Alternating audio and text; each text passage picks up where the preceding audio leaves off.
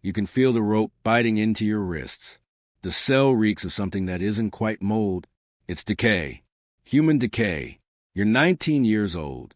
In the last 2 years, you've done what kings couldn't do. You've crowned a nation. You've shattered siege lines that military strategists said were unbreakable.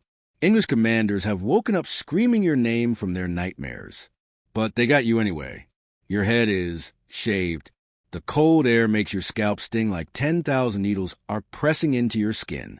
They drag you through that humiliation like it was a coronation in reverse, unmaking you piece by piece. Your armor is gone. Your voice doesn't carry anymore. The guards don't flinch when you speak. You sign a paper today. The words are still a blur, but you remember the shape of what they meant. Renounce your saints. Your voices are demons, the visions that change the course of history. Hallucinations, the mission God gave you, a delusion.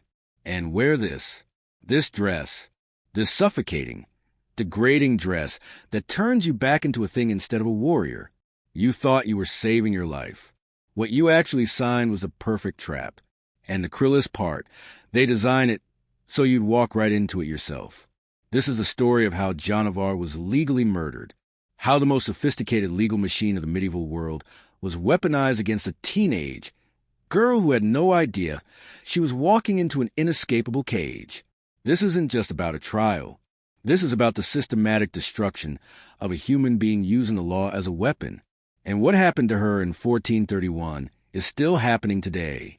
If you think history is worth getting right, stay close because this is a story that history tried to erase. Let's go back to 1429.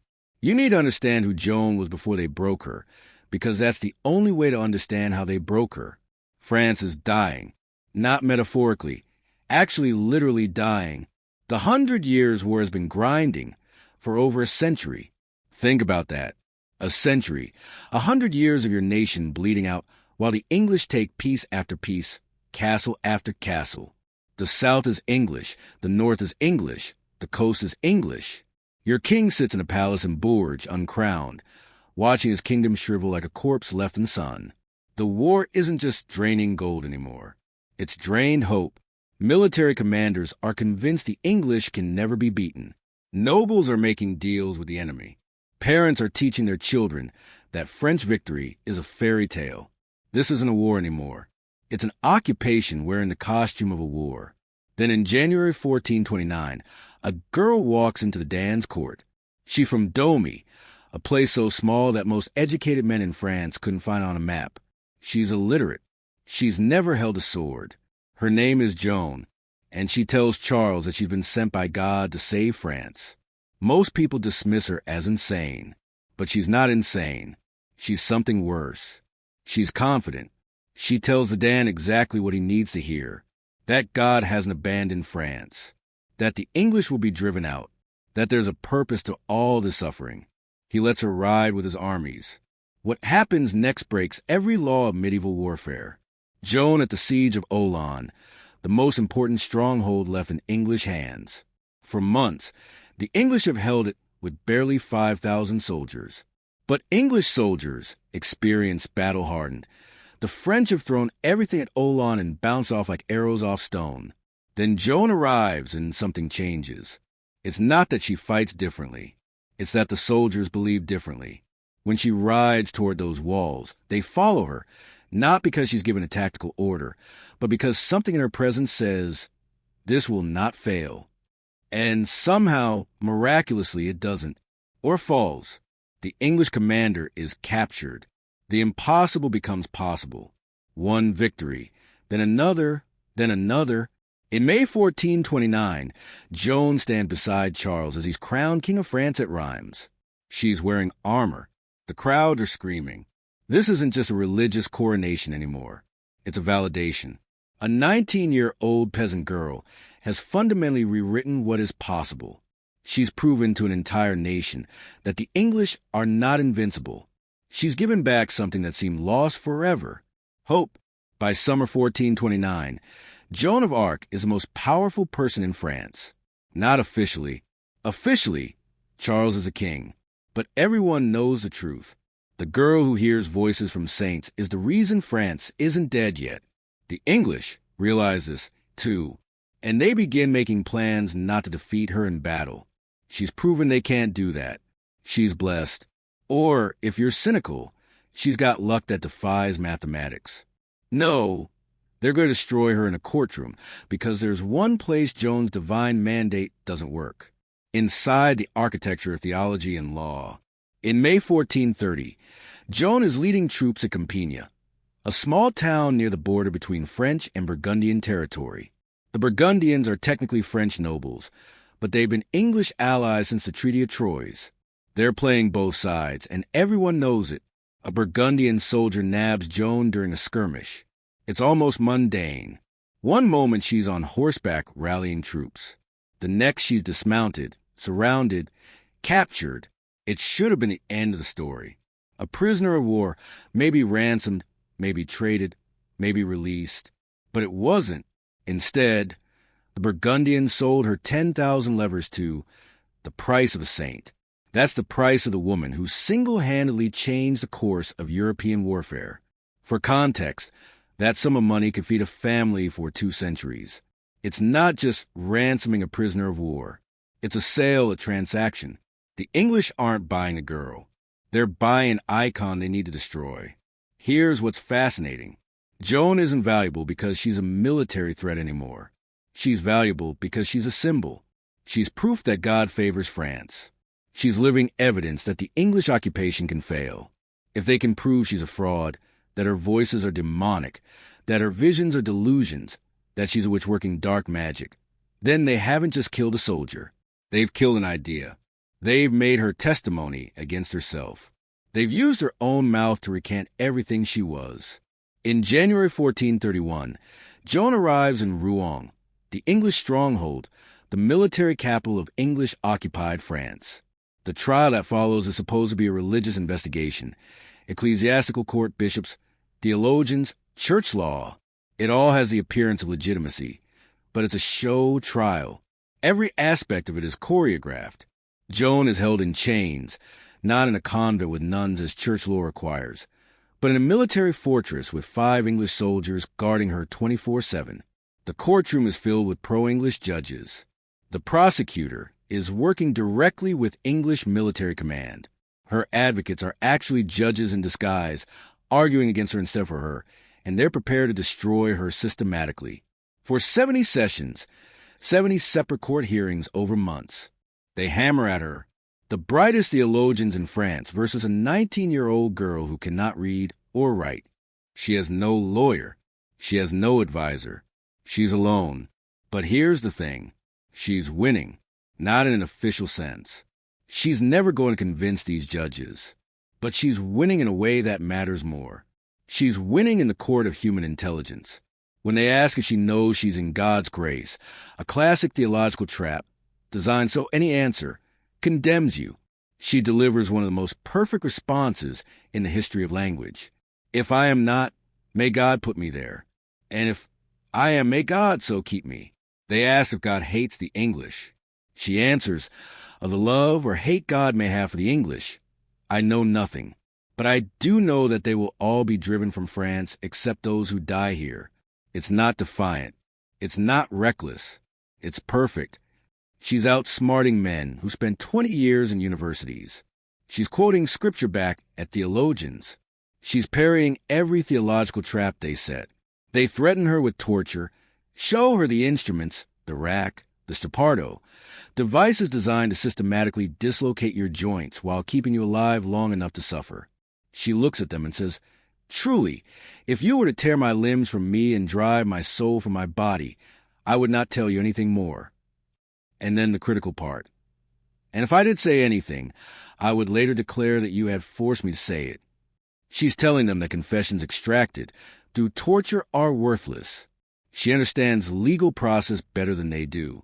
She understands that they can break her body, but her testimony will always be compromised. They back down. They can't torture her, so they switch tactics. If they can't break her through theology or torture, they'll break her through fear and exhaustion. They're going to kill her, but not yet, not before she signs something. May 24th, 1431. You're dragged out of your cell for the last time.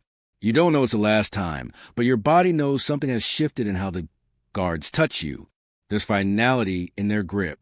They bring you to the cemetery of Santo, a public place, a square. Hundreds of people are already gathered. No, thousands. Word is spread that this is the day Joan burns. There's a scaffold with 2 preachers on it. Bishop Pierre Cushin is there, the man running the trial, the man who's been orchestrating your destruction. He's pro-English. He's ambitious. He's been trying to become Archbishop of Rouen for years. And the English have made it clear. Condemn Joan and the position is yours. He's going to preach at you now. A final sermon condemning you as a heretic, a witch, a danger to Christendom. But first, they give you a choice. A notary steps forward. He has a document. He explains it. Or rather, a short version is read aloud. You'll renounce your visions. You'll admit your voices are demonic. You'll agree to wear women's clothing and obey the church. And if you sign it, your life will be spared. You'll go to prison instead of to the stake. There's an executioner standing right next to the pile of wood. You can see it stacked, dry, ready. You're terrified. You're exhausted. You've been in chains for months. You've been interrogated for 70 sessions. Your body is fragile. Your mind is wearing thin. And you sign. Later, witnesses at Joan's rehabilitation trial, held 25 years after her death, would testify that the document they actually saw her mark was only a few lines long. They testified that the full confession the court produced afterward was fabricated, expanded, revised, made more damning than what she actually signed. They claim what happened in that moment was a kind of ecclesiastical sleight of hand. She signed something brief and desperate. What they filed in the records was something comprehensive and damning. But in the end, it didn't matter. The trap wasn't the text. It was the act of signing. They march her back to prison. The crowd murmurs. Some are relieved she wasn't burned. Some are disappointed. The spectacle is over, but not in the way anyone expected. She's going to live. Condemned but alive. Bishop Cushin preaches his sermon anyway, finishing what he started, condemning her from the scaffold while she's already surrendered. The performance continues. She's locked back in her cell. Now, here's where the truth gets colder than the stone around her. Joan believes she saved her life. She believes that the promise was real. Life in prison. That's the deal she made. But her captors never intended to honor it. See, there are rules in inquisitorial law. Medieval religious law. If you're tried for heresy and you confess, you can be spared the death penalty. You get prison. Life imprisonment. Yes, but life? It's mercy technically. But there's a second category that is no mercy. Relapsed heresy. If you're a heretic who repents and then goes back to heresy, if you relapse, you're automatically handed over to secular authorities to be executed. No trial, no second chance. The relapse itself is the death sentence. The English and Bishop Cushin needed her dead, but they needed her dead as a relapsed heretic, because if they just executed her for the initial heresy charge, it would look like they'd broken the deal. It would look like murder. It would look like the law itself was a lie. But if she relapsed, if she went back to heresies after signing confession, then everything was her fault.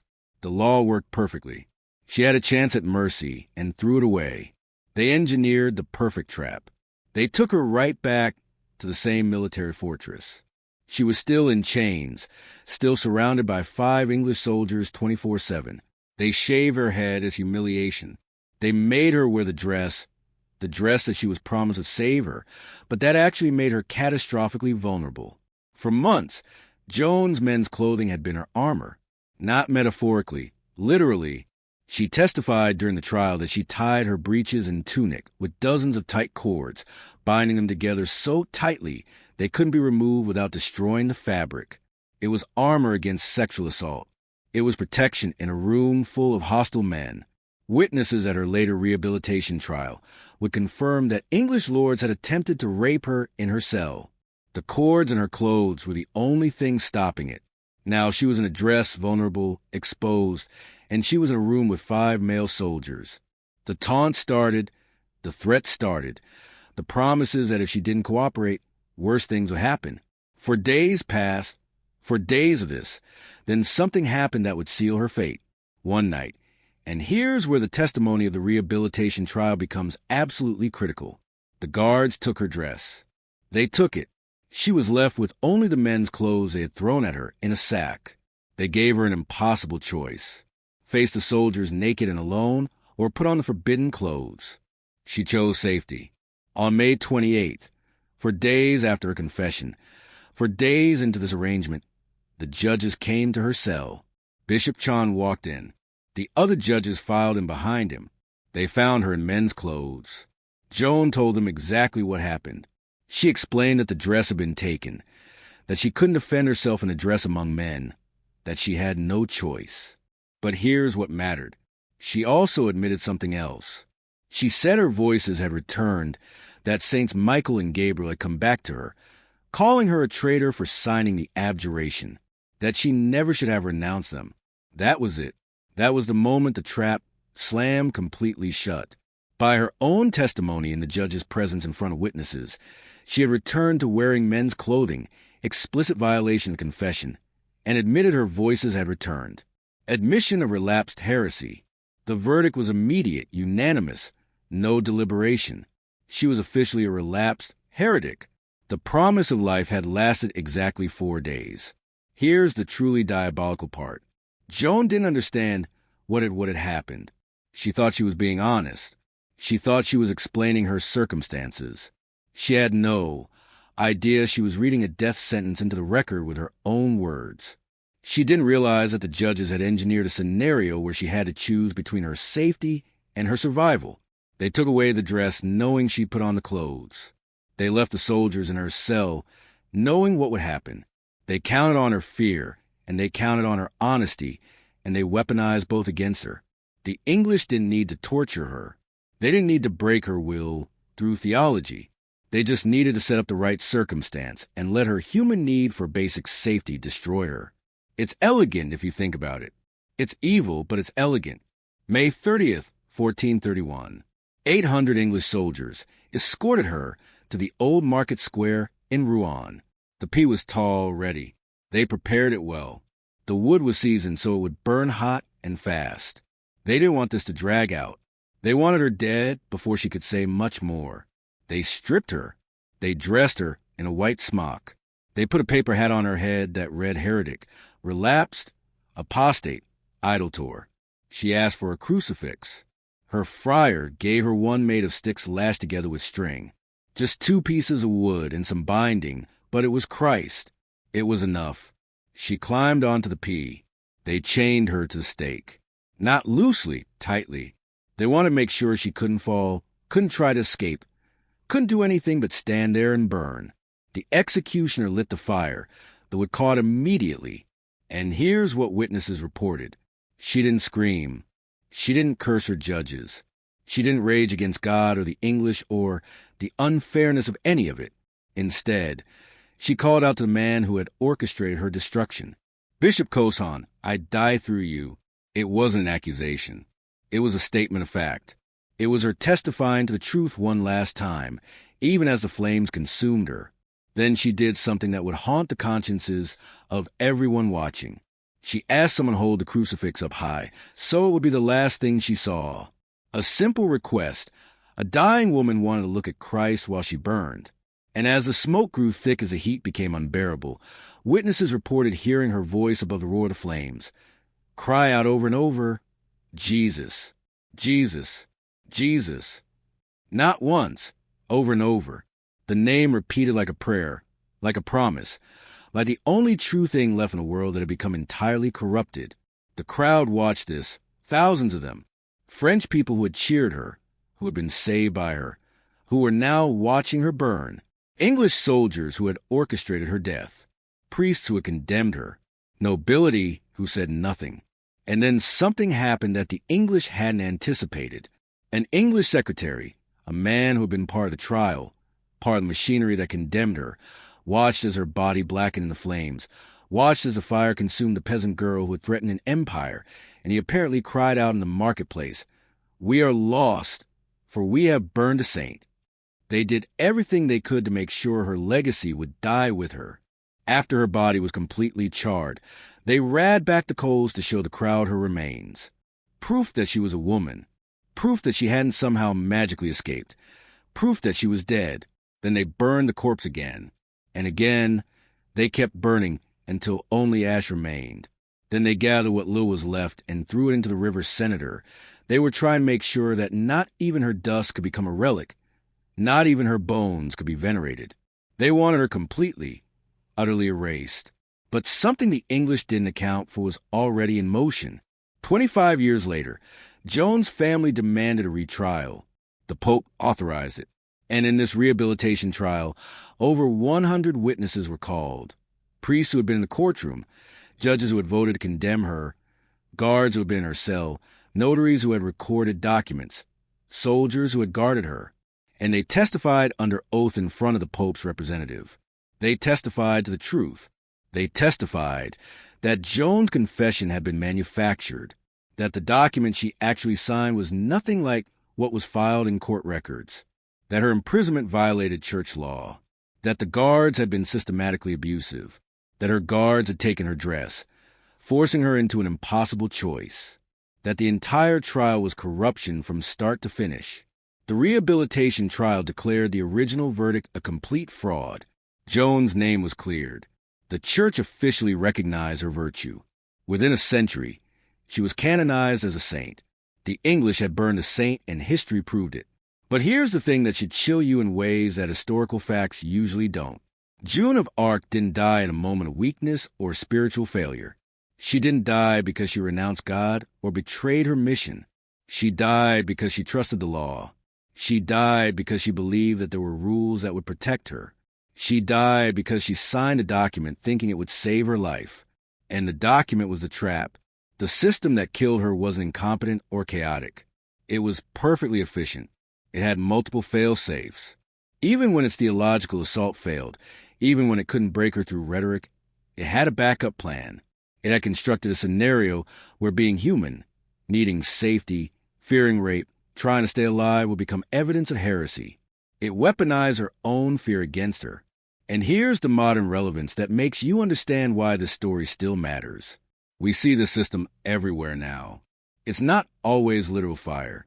It's not always scaffolds in medieval town squares, but the architecture is the same.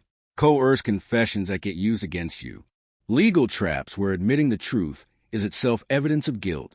Systems that make it impossible to win. Where defending yourself looks like aggression. Where asking for basic protection is evidence of criminality. Where transparency becomes incrimination. Joan of Arc didn't die because she was weak or wrong. She died because she was caught in a legal machine that was specifically designed to destroy her, and she had no way to escape it. She signed a paper because she wanted to live, and that want for life was turned into proof of her guilt. That's the echo of 1431 that should terrify you. You've just heard a truth that history tried to bury. The story of a girl who saved a kingdom and was destroyed by the very system that was supposed to protect truth. If you think history matters, if you think these stories deserve to be told accurately and completely, subscribe to Forgotten Tortures because the truth doesn't need to stay buried. Joan of Arc was declared a saint. Her judges were.